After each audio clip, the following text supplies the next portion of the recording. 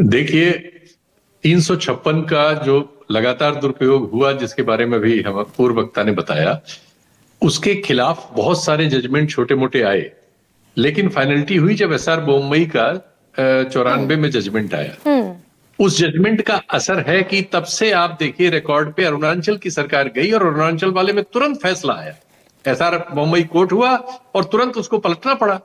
उसके बाद से मांग तो आज भी राधा चरणदास या राधा रमन, उनके एक राज्यसभा सदस्य हैं, बंगाल में राष्ट्रपति शासन मांग रहे हैं, लेकिन गवर्नरों को रोज रिपोर्ट वहां से आती है और इस तरह की बात होती है, नहीं संभव हुआ। अब वो उसने एक चीज फाइनलिटी जैसी क्रिएट कर दी कि उस मामले में 356 का प्रयोग अब उतना आसान नहीं है सरकारों के लिए। हाँ, इस मामले में भी पहले राष्ट्रपति शासन लग जाता था, सरकार गिर जाती थी।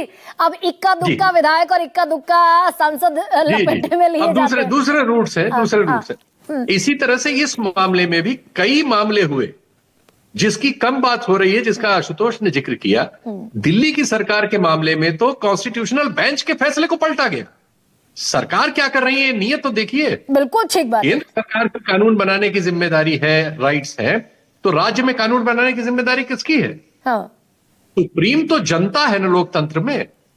अगर जनता राज्य में एक आपकी सरकार चुनती है जो आपसे राजनीतिक रूप से विलोम में है, वो जो कानून बनाएगी आप उसको राज्यपाल के जरिए रोक लेंगे।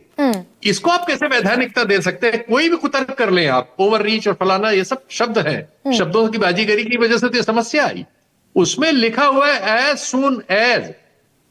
अब एज सून एज को आप 60 महीने की सरकार में 36 महीने एक बिल रोके रहिए और वो सुप्रीम कोर्ट में आए तो आप रखे रहिए, एज सून एज में आ जाएगा ये।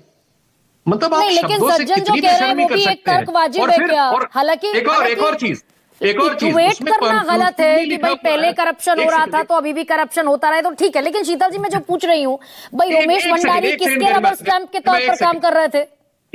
नहीं गरिमा, एक सेकंड, उसमें ये लिखा हुआ है कि अगर दूसरी बार भेज दिया विधानसभा ने पास करके उसी चीज को, तब गवर्नर के पास कोई इधर उधर जाने का राइट नहीं है। यहां तो मामला दूसरी बार भेजने के बाद उन्होंने राष्ट्रपति का भेज दिया, क्योंकि सुप्रीम कोर्ट में मैटर चल रहा था। तो ये तो दादागिरी है गवर्नर की ना।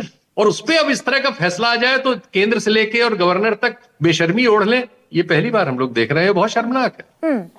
और मैंने जो सवाल पूछा, जो सज्जन तर्क दे रहे हैं कि नंबूरी पाद से लेकर केरल में जब पहली सरकार गिराई गई, उसके बाद रमेश भंडारी उत्तर प्रदेश के गवर्नर थे, 1998 में कल्याण सिंह को मुख्यमंत्री के पद से हटाया, जगदंबिका पाल को मुख्यमंत्री बनाया, बहुमत साबित नहीं कर पाए, वापस कल्याण सिंह को बहाल करना पड़ा सुप्रीम कोर्ट के इंटरवेंशन के बाद।